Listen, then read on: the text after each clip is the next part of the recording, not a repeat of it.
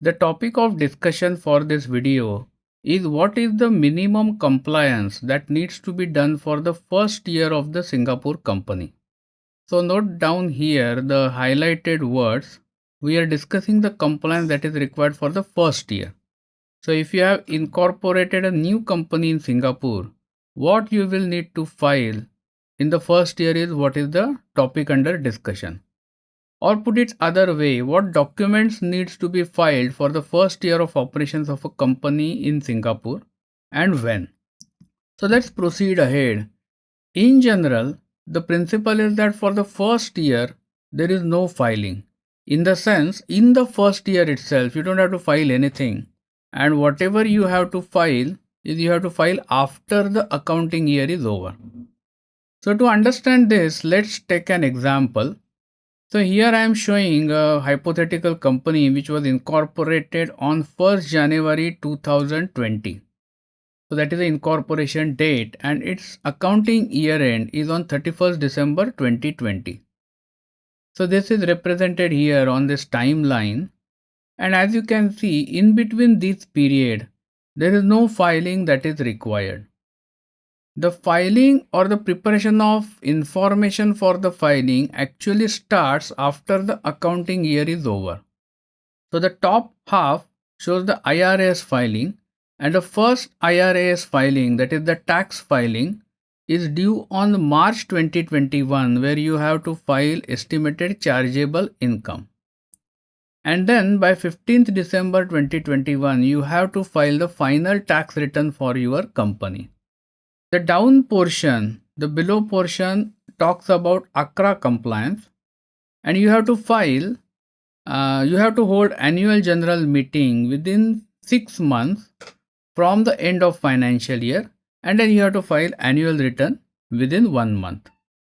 So as you can see from this timeline, when your company is newly incorporated, for the first year, you don't have to worry or you don't have to consider about IRAs or ACRA, because the filings for that first year are going to happen actually in the second year of operations. Of course, if you have any other filing requirements, like you are holding a license or you are registered with other government agencies, then that is not covered here. What I am talking here is of IRAs and ACRA compliance. So just to recap, there are two compliances, one under Companies Act, which is ACRA compliance, and another one is under Income Tax Act, which is IRS, Inland Revenue Authority of Singapore compliance. So ACRA compliance states you must hold an annual general meeting within 6 months from the end of the financial year. So it is important to note it is after the financial year. Within 6 months you have to hold an annual general meeting. And the second rule is that you have to file annual return. It is kind of a document lodged with ACRA that annual general meeting was conducted, and it has to be done within 30 days after the AGM is conducted. And on the IRS side, you have to file estimated chargeable income again within 3 months after the end of financial year,